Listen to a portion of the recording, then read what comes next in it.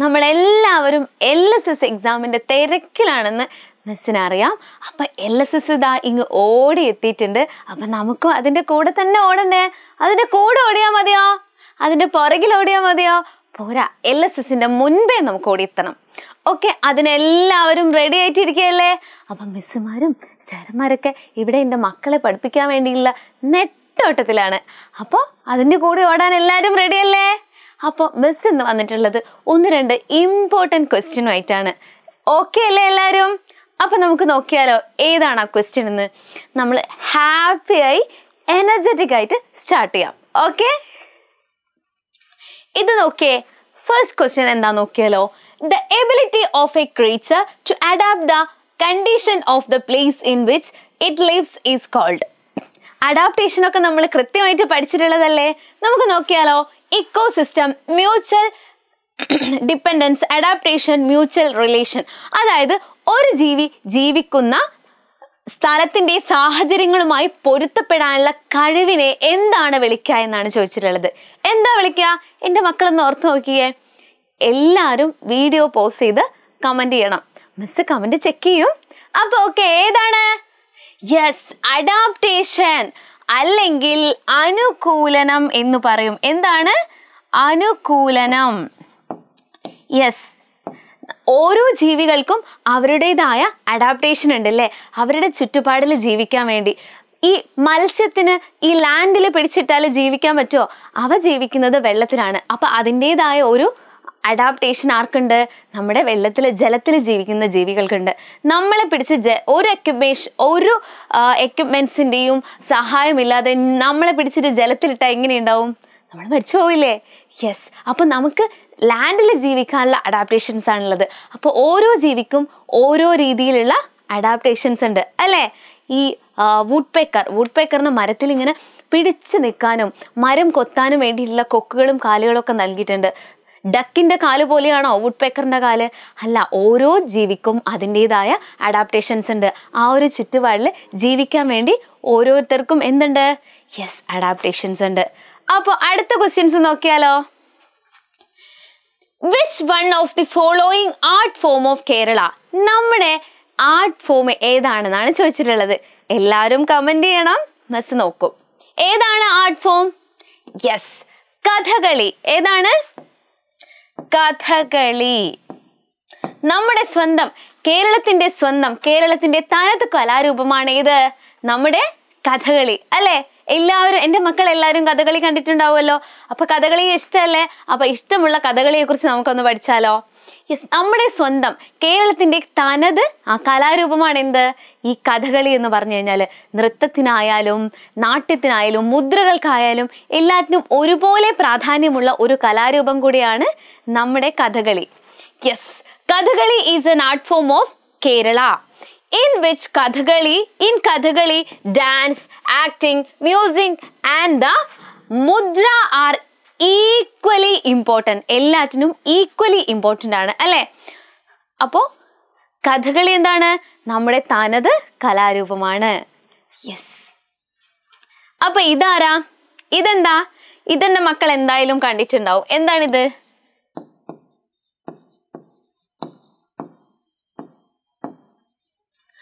ഓട്ടം തുള്ളൽ ആരാ കൊണ്ടുവന്നത്? ആരാണ് ഡെവലപ്പ് ചെയ്തത്? ഓട്ടം തുള്ളൽ ആരാണ് ഡെവലപ്പ് ചെയ്തത്? എൻ്റെ മക്കൾക്ക് എന്തായാലും അറിയണ്ടാവല്ലോ. അദ്ദേഹത്തെ അറിയാത്തതായിട്ട് ആരും ഉണ്ടാവില്ല അല്ലെ നമ്മുടെ കേരളത്തില്? എൻ്റെ മക്കൾക്ക് എന്തായാലും അറിയും അല്ലേ? ഓട്ടം തുള്ളൽ ആരാ ഡെവലപ്പ് ചെയ്തത്? നമ്മുടെ കുഞ്ചൻ നമ്പ്യാറാണ് ഓട്ടം തുള്ളൽ ഡെവലപ്പ് ചെയ്തത് അല്ലേ? നമ്മുടെ ഓട്ടം തുള്ളൽ കളിക്കുന്ന കണ്ടിട്ടില്ലേ? എന്ത് രസമാണ് കാണാൻ. എൻ്റെ മക്കൾ കണ്ടിട്ടുണ്ടാവുമല്ലോ. ഉത്സവത്തിനൊക്കെ പോയിട്ടൊക്കെ കണ്ടിട്ടുണ്ടാവുമല്ലോ. എന്തായാലും കലോത്സവ വേദികളിൽ കണ്ടിട്ടുണ്ടാവും അല്ലേ? യെസ്, ഓട്ടം തുള്ളൽ. തുള്ളല് 3 വിധത്തിലാണുള്ളത്. ഓട്ടം തുള്ളൽ, ശീതങ്കം തുള്ളൽ, പറയൻ തുള്ളൽ. ഏതൊക്കെയാണ്? തുള്ളൽ 3 വിധത്തിലുണ്ട്. ഏതൊക്കെയാ? ഓട്ടം തുള്ളൽ, പറയൻ തുള്ളൽ, ശീതങ്കം തുള്ളൽ. യെസ്, അപ്പൊ Ottam Thullal is a popular art form of Kerala. കേരളത്തിലെ ഒരു പ്രമുഖമായ ഒരു ആർട്ട് ഫോമാണ് Ottam Thullal. The art form thullal was developed by ആരാണ് ഡെവലപ്പ് ചെയ്തത്? കുഞ്ചൻ നമ്പ്യാർ. ആരാണ്? കുഞ്ചൻ നമ്പ്യാർ. എൻ്റെ മക്കൾ എന്തായാലും കേട്ടിട്ടുണ്ടാവും അല്ലെ? Kunchan Nambiar. there are mainly 3 types of thullal. പറയും thullal, Sheethankan Thullal and Ottan Thullal. The actor uses attractive, അവരെന്ത് ചെയ്യും, ഈ ഒരു ഓട്ടൻ തുള്ളല് വാവ് എന്ത് ഭംഗിയായിട്ട് ആ മേക്കപ്പ് ചെയ്ത് അട്രാക്റ്റീവ് ആയിട്ടുള്ള ഓർണമെന്റ്സും ഡ്രസ്സസും ഒക്കെ ഇട്ടിട്ടാണ് എന്ത് ചെയ്യുന്നത്, ഓട്ടൻ തുള്ളല് നടത്തുന്നത്. അതായത് നമ്മുടെ ചുറ്റുമുള്ള കാര്യങ്ങളെ ഹാസ്യപ്രധാനവൽക്കരിച്ചുകൊണ്ട് അവരെന്ത് ചെയ്യും, അവതരിപ്പിക്കും. നല്ല ഭംഗി, നല്ല രസം ഉണ്ടാവും കണ്ടിരിക്കാൻ വേണ്ടിയിട്ട്. യെസ്, ഓട്ടൻ തുള്ളൽ. ഇനി നമ്മൾ ആർട്സിനെ കുറച്ച് മാറ്റി നിർത്തി വളരെ ഇമ്പോർട്ടൻ്റ് ആയിട്ടുള്ള മറ്റൊരു ക്വസ്റ്റ്യൻ ആണിത്. എന്താണ് ഇതെന്താ? സൺ. എന്തിനാണ് സണ്ണിനെയൊക്കെ മിസ് കൊണ്ടുവന്നിട്ടുള്ളത്? Sun, moon and earth. എന്തിനാണ് സണ്ണിനെയും മൂണിനെയും എർത്തിനെയും മിസ് ഇവിടെ കൊണ്ടുവന്നിട്ടുള്ളത്? എൻ്റെ മക്കൾക്ക് അറിയോ? യെസ്, നമ്മൾ പഠിച്ചിട്ടുള്ളതാണ് അമാവാസി. അമാവാസി എന്താ? കറുത്ത വാവ് കേട്ടിട്ടുണ്ടോ എൻ്റെ മക്കള്? Blue moon day. അമാവാസി അല്ലെങ്കിൽ കറുത്ത വാവ്, ബ്ലൂ മൂൺ ഡേ. ഈ ഒരു ക്വസ്റ്റ്യൻ വളരെ ഇമ്പോർട്ടൻ്റ്. എങ്ങനെയാണ് അമാവാസി അല്ലെങ്കിൽ ബ്ലൂ മൂൺ ഡേ ഉണ്ടാവുന്നത്? അതായത് ഈ ബ്ലൂ മൂൺ ഡേയില് സൺ, മൂൺ, എർത്ത് ഈ ഒരു രീതിയിലാണ് ഉണ്ടാവുക. അതായത് ഭൂമി എവിടെയും ചന്ദ്രൻ സെൻട്രലായിട്ടും, അതായത് സണ്ണിൻ്റെയും ഭൂമിയുടെയും എർത്തിൻ്റെയും സെൻട്രലായിട്ടാണ് ഏതുണ്ടാവുക, നമ്മുടെ മൂണിൻ്റെ പൊസിഷൻ ഉണ്ടാവുക. അതായത് നമ്മുടെ സണ്ണിങ്ങനെ കത്തിജ്വലിച്ച് നിൽക്കും. അപ്പോൾ ഇവിടെയാണ് ആരുണ്ടാവുക, നമ്മുടെ മൂൺ ഉണ്ടാവുക. ഇവിടെ നമ്മുടെ എർത്ത് ഉണ്ടാവും. യെസ്, ഈ രീതിയിലാണ് എന്തുണ്ടാവുക, പൊസിഷൻ ഉണ്ടാവുക. അപ്പൊ സണ്ണിൻ്റെ വെളിച്ചം എവിടെ വന്ന് തട്ടും? സണ്ണിൻ്റെ വെളിച്ചം എവിടെയാ തട്ടുക? നേരെ ഈ ഒരു ഭാഗത്താണ് തട്ടുക. ഈ സണ്ണിൻ്റെ വെളിച്ചം ഇങ്ങനെ വന്ന് ഇവിടെ തട്ടുമോ? ഇങ്ങനെ വരാൻ പറ്റുമോ? ഇല്ല, അതിങ്ങനെ നേരെ നേരെ നേരെയല്ലേ പോവുക. അപ്പൊ ഏത് ഭാഗത്ത് വരില്ല? ഏത് ഭാഗത്ത് തട്ടൂല? താഴെ ഭാഗത്ത് എന്ത് ചെയ്യില്ല? സണ്ണിന്റെ വെളിച്ചം വരില്ല. സണ്ണിന്റെ വെളിച്ചം റിഫ്ലക്ട് ചെയ്യാനുള്ള കഴിവ് ആർക്കില്ല? നമ്മുടെ മൂണിനില്ല. അതായത് മൂൺ എന്തല്ല, ഒരു സ്റ്റാർ അല്ല. അതുകൊണ്ട് തന്നെ എന്ത് ചെയ്യില്ല, മൂണിന് നമ്മുടെ വെളിച്ചം, സണ്ണിന്റെ വെളിച്ചം എന്ത് ചെയ്യാൻ പറ്റില്ല? ഇതിലെ കൂടെ കടന്നിട്ട് ഇതിലെ കൂടെ റിഫ്ലക്ട് ചെയ്ത് തിരിച്ചു പോകാൻ പറ്റുമോ? ഇല്ല. അപ്പൊ എന്തല്ല, അപ്പോ നമ്മൾ ഭൂമിയിൽ നമ്മളിവിടെയല്ലേ നിൽക്കുക. ഭൂമിയിൽ നിൽക്കുന്ന നമുക്ക് എന്ത് ചെയ്യാൻ പറ്റില്ല? സണ്ണിന്റെ വെളിച്ചം കാണാൻ പറ്റില്ല. അങ്ങനെയുള്ള ദിവസങ്ങളെയാണ് എന്തു പറയാ? അങ്ങനെയുള്ള ദിവസങ്ങളെയാണ് അമാവാസി അഥവാ കറുത്തവാവ്. ഈ ഒരു ഭാഗത്ത്, ഈ ഒരു പാർട്ടിലായിട്ടാണ് എന്ത് തട്ടുക? നമ്മുടെ സണ്ണിന്റെ വെളിച്ചം ഇങ്ങനെ വന്ന് പതിക്കുക. അപ്പോൾ ഇവിടുന്ന് നമ്മൾ നോക്കുമ്പോൾ മൂണിന്റെ ഈ ഭാഗമാണ് കാണുക. ആ ഭാഗത്ത് വെളിച്ചം തട്ടോ? ഇല്ല. അങ്ങനെയുള്ള ദിവസങ്ങളെയാണ് കറുത്തവാവ് അല്ലെങ്കിൽ അമാവാസി അല്ലെങ്കിൽ ബ്ലൂ മൂൺ ഡേ എന്ന് പറയാ. ഓക്കെ, സെറ്റ് അല്ലേ? അപ്പൊ ഏതൊരു രീതിയിലാ വരിക? സൺ, മൂൺ, എർത്ത് എന്ന രീതിയിലാണ് വരിക. അതായത് SME ഇങ്ങനെ പഠിച്ചു നോക്കണം എൻ്റെ മക്കള്. ഈ ഒരു എളുപ്പ വഴി കോഡ് പറഞ്ഞിട്ടെ എൻ്റെ മക്കൾക്ക് മാത്രം, മിസ്സിൻ്റെ മക്കൾക്ക് മാത്രം ഉള്ളതാണ് ഇത്. അതായത് ഈ ഒരു അക്ഷരം വായിച്ചു നോക്കിയേ, EMS എന്ന് കേട്ടിട്ടുണ്ടോ എൻ്റെ മക്കള്?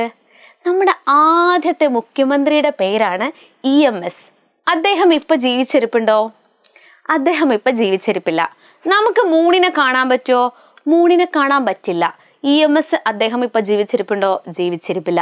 അപ്പൊ EMSന് ഇപ്പൊ കാണാൻ പറ്റില്ല, മൂണിനെയും ഇപ്പൊ കാണാൻ പറ്റില്ല. അപ്പൊ EMS ആണ് മൂണിനെ കാണാൻ പറ്റുക. EMS ഇല്ല എന്ന് ഓർക്കുമ്പോൾ നമ്മൾ ആലോചിച്ചാൽ മതി, മൂണില്ല. EMS ഇല്ല, മൂണില്ല. അപ്പൊ EMS ഈ ഒരു രീതിയിൽ വന്നു കഴിഞ്ഞാലാണ് അമാവാസി, കറുത്തവാവ് അല്ലെങ്കിൽ ബ്ലൂ മൂൺ ഡേ. ഏതാണ് അക്ഷരം? EMS. അതായത് എർത്ത്, മൂൺ, സൺ. ഈ ഒരു പൊസിഷനിലാണ് ഇത് വരിക, ബ്ലൂ മൂൺ ഡേ. ഇനി ഫുൾ മൂൺ ഡേ നോക്കിയാലോ? ഇത് നോക്കിയേ, സൺ, എർത്ത്, മൂൺ. എർത്തിന്റെ പൊസിഷൻ എവിടെയാ? സെൻട്രലായിട്ട് എർത്ത്. നമ്മൾ സെൻട്രലായിട്ട് വരുമ്പോഴാണ് ഏത് ദിവസം? വെളുത്തവാവ്. വെളുത്ത വാവ് അല്ലെങ്കിൽ ഫുൾ മൂൺ ഡേ എന്ന് പറഞ്ഞു കഴിഞ്ഞാൽ നമ്മൾ സെൻട്രലായിട്ട് വരും. അപ്പോൾ ഈ സണ്ണിന്റെ വെളിച്ചം എങ്ങനെ വരും? സണ്ണിന്റെ വെളിച്ചം ഇങ്ങനെ വരൂലേ? ഈ ഏർത്ത് ഇവിടെ ഉണ്ട് എന്ന് വിചാരിച്ചിട്ട് ഏർത്ത് ഇവിടെ ഉണ്ട് എന്ന് അതുകൊണ്ട് ഈ മൂണിൽ തട്ടില്ല എന്നുണ്ടോ? ഇല്ല, മൂണിന്റെ ഇപ്പുറത്ത് തട്ടാൻ പറ്റില്ല. കാരണം വെളിച്ചം ഇങ്ങനെയാണ് വരുന്നത്. അപ്പൊ ഇവിടെ എത്തൂല. ഇവിടുന്ന് വെളിച്ചം വന്നാലാണ് ഇവിടെ തട്ടുള്ളൂ. അപ്പൊ ഈ ഭാഗത്തുനിന്ന് വെളിച്ചം വരുമ്പോ ഇവിടെ തട്ടും. സണ്ണ് എത്രയോ വലുതല്ലേ? നമ്മുടെ ഭൂമിയെക്കാളും ഒരുപാട് വലുതാണ് സണ്ണ്. അപ്പൊ ഭൂമി ഇവിടെ ഉണ്ടെന്ന് വിചാരിച്ച് നമ്മുടെ മൂണിന്റെ അടുത്ത് എന്ത് എത്താതിരിക്കില്ല, വെളിച്ചം എത്താതിരിക്കില്ല. അതെന്റെ മക്കൾക്ക് അറിയില്ലേ? യെസ്. അപ്പോ നമ്മൾ ഇവിടുന്ന് നോക്കുമ്പോൾ എന്ത് ചെയ്യും? നമ്മുടെ മൂണിനെ മുഴുവനായിട്ടും ഈ ഒരു വട്ടത്തിലല്ലേ നമ്മൾ കാണുക? ഇങ്ങനെ വട്ടത്തിൽ കാണൂലേ? അപ്പം മുഴുവനായിട്ടും കാണുന്നതായിട്ട് നമുക്ക് ഫീൽ ചെയ്യും. അങ്ങനെയുള്ള ദിവസങ്ങളെയാണ് വെളുത്ത വാവ് അല്ലെങ്കിൽ ഫുൾ മൂൺ ഡേ എന്ന് പറയാ. ഏതാ പൊസിഷൻ? അപ്പൊ മൂണിന്റെ പൊസിഷൻ ഏതാ? ഒന്ന് പറഞ്ഞേ, ഏതാണ് പൊസിഷൻ? എൻ്റെ മക്കൾ എന്ത് ചെയ്യണം? പോസ് ചെയ്തിട്ട് കമന്റ് ചെയ്യണേ. മിസ് നോക്കും. അപ്പോൾ SEM എന്നുള്ള ഒരു പൊസിഷനിലാണ് വരിക. അല്ലെങ്കിൽ MES എന്ന് പഠിച്ചാൽ മതി. EMS MES. EMS മൂണിനെ കാണാൻ പറ്റില്ല, അതായത് ബ്ലൂ മൂൺ ഡേ. MES മൂണിനെ കാണാൻ പറ്റും, ഫുൾ മൂൺ ഡേ. അപ്പൊ സെറ്റ് അല്ലേ എല്ലാവർക്കും? ഇത് രണ്ടും എന്തായാലും നമുക്ക് പ്രതീക്ഷിക്കാൻ പറ്റുന്ന ഒരു ക്വസ്റ്റ്യൻ ആണ്. അപ്പൊ എൻ്റെ മക്കൾ എന്തായാലും പഠിച്ചു വെക്കണം. ഓക്കെ, ഈ ഒരു പൊസിഷൻ എന്ത് ചെയ്യണം? പഠിച്ചു വെക്കണം. ഇത് നോക്കിയേ, എന്താ എൻ്റെ മക്കള് കാണുന്നത്? നമ്മുടെ സോളാർ സിസ്റ്റമാണ്. ഇതും വളരെ ഇമ്പോർട്ടൻ്റ് ആയിട്ടുള്ള ഒരു കാര്യമാണ്. നമ്മുടെ സോളാർ സിസ്റ്റം, നക്ഷത്രങ്ങളും ഗ്രഹങ്ങളും ഒക്കെ ഉൾപ്പെട്ട നമ്മുടെ സോളാർ സിസ്റ്റം. സൂര്യൻ എന്താണെന്നാണ് നമ്മൾ പറഞ്ഞിട്ടുള്ളത്? കത്തിച്ചൊലിച്ച് നിൽക്കുന്ന ആളുകൾ എങ്ങനെയാണ്? യെസ്, നമ്മുടെ പ്രകാശം പുറപ്പെടുവിക്കാൻ പറ്റുന്ന, താപം പുറപ്പെടുവിക്കാൻ പറ്റുന്ന ആളുകളെയാണ് നമ്മൾ സ്റ്റാർസ് എന്ന് പറയാ. സൺ എന്താണ്? ഒരു സ്റ്റാർ ആണ്. അപ്പൊ നമുക്ക് എത്ര ഗ്രഹങ്ങളുണ്ട് നമ്മുടെ സോളാർ സിസ്റ്റത്തില്? കുറച്ച് മുന്നേ ആയിരുന്നെങ്കിൽ നവഗ്രഹങ്ങളായിരുന്നു. അതായത് 9 ഗ്രഹങ്ങൾ ഉണ്ടായിരുന്നു കുറച്ച് മുന്നേ. അതായത് ഈ പ്ലൂട്ടോയെ ഗ്രഹപദവിയിൽ നിന്നും മാറ്റിയതിനു ശേഷം ഇപ്പൊ അഷ്ടഗ്രഹങ്ങളാണ് നമുക്കുള്ളത്. അതായത് 8 ഗ്രഹങ്ങൾ. ഏതൊക്കെയാണത്? Mercury, Venus, Earth, Mars, Jupiter, Saturn, Uranus, Neptune. ഇങ്ങനെ 8 ഗ്രഹങ്ങളാണുള്ളത്. നമ്മൾ ഭൂമി ഉൾപ്പെടെ 8 ഗ്രഹങ്ങൾ. നമ്മുടെ ഭൂമി എവിടെയാണ് നിൽക്കുന്നത് നോക്കിയേ? സൂര്യനിൽ നിന്ന് 3ാമത് നമ്മുടെ ഭൂമിയാണ്. അപ്പൊ ഏതൊക്കെയാണ് ഗ്രഹങ്ങൾ? Mercury, Venus, Earth, Mars, Jupiter, Saturn, Uranus, Neptune. അപ്പൊ ഇതുവരെയുള്ള കാര്യങ്ങൾ ഓക്കെ അല്ലേ? സെറ്റ് അല്ലേ? അതിന്റെ മക്കൾ എന്തായിട്ടും പഠിച്ചിരിക്കണം. വളരെ ഇമ്പോർട്ടൻ്റ് ആയിട്ടുള്ള കാര്യമാണ്. അപ്പൊ ഇത് നോക്കിയേ, ഇതെന്താ? ആര്യഭട്ട. എന്താണ് ആര്യഭട്ട? യെസ്, ഒരു ഉപഗ്രഹമാണല്ലേ. അതായത് നമ്മൾ പല ആവശ്യങ്ങൾക്ക് വേണ്ടിയിട്ടും വിക്ഷേപിക്കുന്ന ഉപഗ്രഹമാണ് ഈ ആര്യഭട്ട. അതായത് നമ്മുടെ ഇന്ത്യ നമ്മൾ വിക്ഷേപിച്ചിട്ടുള്ള ആദ്യത്തെ കൃത്രിമ ഉപഗ്രഹമാണ് ആര്യഭട്ട. നമ്മൾ വിക്ഷേപിച്ചിട്ടുള്ള ഇന്ത്യയുടെ ആദ്യത്തെ കൃത്രിമ ഉപഗ്രഹമാണ് ആര്യഭട്ട. എഡ്യൂസാറ്റ് ആണെങ്കിലോ നമ്മൾ വിദ്യാഭ്യാസ ആവശ്യത്തിന് വേണ്ടിയിട്ട് വിക്ഷേപിച്ചിട്ടുള്ള, എഡ്യൂക്കേഷൻ ആവശ്യത്തിന് വേണ്ടിയിട്ട് വിക്ഷേപിച്ചിട്ടുള്ളതാണ് എഡ്യൂസാറ്റ്. നമ്മുടെ ഇൻസാറ്റ് 3 ആണെങ്കിൽ ടെലികമ്മ്യൂണിക്കേഷന് വേണ്ടിയിട്ട് വിക്ഷേപിച്ചിട്ടുള്ളതാണ് ഇൻസാറ്റ് 3A.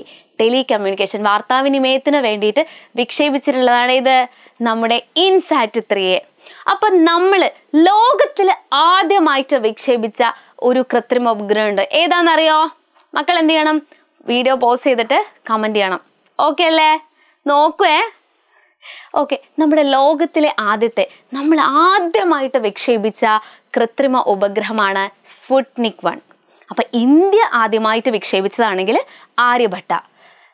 ആദ്യമായിട്ടൊരു കൃത്രിമ ഉപഗ്രഹമാണെങ്കിൽ അതാണ് സ്പുട്നിക് 1. അപ്പൊ ഓക്കെ അല്ലേ?